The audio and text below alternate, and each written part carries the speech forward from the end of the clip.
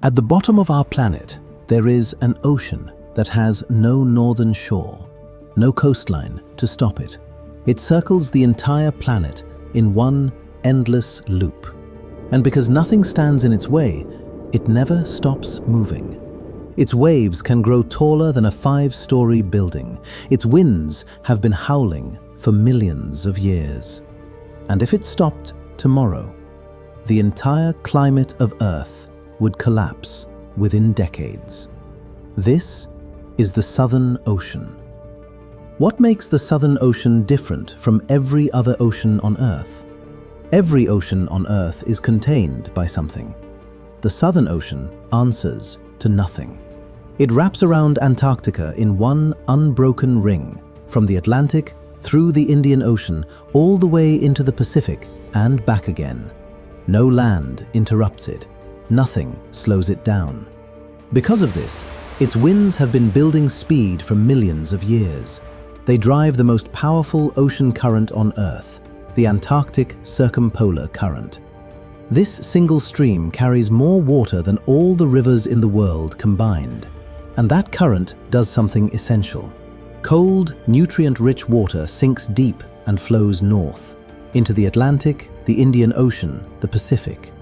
Warmer surface water flows south in return, gets cooled, and sinks again. An endless exchange, cycling heat and nutrients across the entire planet.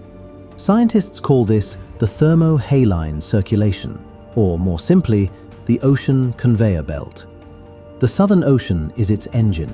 The temperature of the North Sea, the monsoon rains of Asia, the weather patterns of Europe. All of it traces back to this one remote, frozen body of water at the edge of the world. In the 1770s, Captain James Cook became the first navigator to cross the Antarctic Circle, sailing on behalf of the British Crown, mapping waters no European had ever charted. His mission was not adventure, it was power. Maps meant claims, claims meant empire.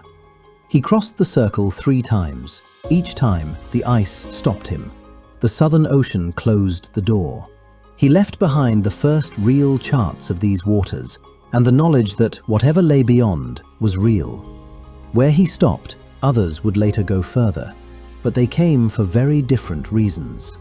The Southern Ocean covers roughly 20 million square kilometers, but numbers alone don't capture what this place feels like. Antarctica, the continent it surrounds, holds 70% of all the fresh water on Earth, locked in ice up to 4.5 kilometers thick. But here is something most people don't know. That ice is not sitting on solid, unbroken ground. Beneath it lies a landscape of mountains, deep valleys, and basins that reach below sea level. A terrain broken into pieces, held together by nothing but frozen weight. The ice is not just covering Antarctica. In many ways, it is Antarctica. Without it, Antarctica would not be one whole continent. Strip it away, and the sea would flood the lowlands, the basins would fill with water, and what remained above the surface would be islands, scattered, separated, silent. An archipelago that has spent millions of years buried under ice, forgotten by the world above. In winter, sea ice spreads outward from the coast, doubling the size of Antarctica almost overnight. Ice shelves break off into icebergs the size of cities, drifting north into shipping lanes. In summer, it retreats, but never entirely disappears. The nearest inhabited land can be over 2,000 kilometers away. There are no roads here, no towns, no landmarks, just water, ice, and wind. And yet, people came. Not out of curiosity, out of necessity. By the early 1800s, centuries of hunting had emptied the northern seas. Seal and whale populations in the Atlantic and Arctic were gone. The industry needed new territory, and the Southern Ocean was the last place left. So the ships came south. They knew the risks, the storms, the ice, the distance from any help. But the calculation was simple: danger against profit. For the companies behind them, the math always worked. For the men on the water, not always. Within decades, millions of seals had been slaughtered.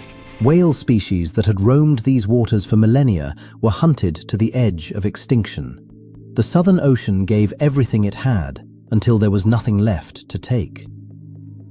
To understand why this ocean is so dangerous, you have to understand one word: fetch. Fetch is the distance over which wind transfers its energy into water. The longer the fetch, the more open water the wind has to push across, the bigger the waves grow. In every other ocean, fetch is limited. Wind builds a wave, and eventually that wave hits land and dies. In the Southern Ocean, there is no land to stop it. The wind circles the entire planet without interruption. Waves build for thousands of kilometers, gaining energy, growing in height, feeding on the next gust before the last one has finished. The result is a sea state found nowhere else on Earth. Waves that regularly reach 15 meters, swells moving in multiple directions at once as different storm systems overlap, and what sailors call rogue waves, single walls of water that form when several wave systems meet at one point and their energy combines into one. A wave that appears from nowhere, that can reach 30 meters, that hits before anyone on deck has time to react. This is not myth.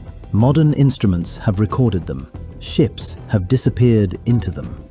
Cold makes everything worse. Spray hits metal railings and freezes instantly. Ice builds on the upper decks, shifting the ship's center of gravity until the hull becomes unstable. Simple tasks, crossing the deck, climbing a ladder, become survival exercises. If something goes wrong out here, the nearest rescue is not hours away, it is days. And still, in 1820, 3 separate expeditions from Britain, Russia, and the United States entered these waters within months of each other, each claiming to have been the first to sight the Antarctic continent. 3 nations, 3 flags, 1 coastline. Who was truly first? Historians have argued for 2 centuries. The honest answer is, no one knows. But ask yourself, was this really about who looked at a coastline first? Antarctica sits above some of the largest untapped mineral reserves on the planet. Rare earth metals, iron, possibly oil. Beneath its ice lies geological data that could rewrite our understanding of Earth's history. Today, 54 countries are party to the Antarctic Treaty, an agreement that no nation owns Antarctica and that it exists only for peace and science. It has held since 1959. But treaties are only as permanent as the interests behind them. But here is what we haven't told you yet. Beneath the ice of Antarctica, 4 kilometers down, there are lakes, liquid water, sealed from the outside world for over 15 million years. When scientists finally drilled into one of them, they found life. Organisms that had evolved in complete isolation, cut off from every other living thing on Earth, in permanent darkness, under impossible pressure. And the lakes are only the beginning. Under the Antarctic ice, there are active volcanoes. On the ocean floor, hydrothermal vents release boiling water into the freezing sea, and entire ecosystems thrive there without a single ray of sunlight, feeding not on photosynthesis, but on chemistry alone. Scientists estimate that less than 20% of the species in this ocean have ever been documented. Every expedition finds something new, something that shouldn't exist, something that changes what we thought we knew about where life can survive. In part 2, we go under the surface. What's down there is stranger than anything on top.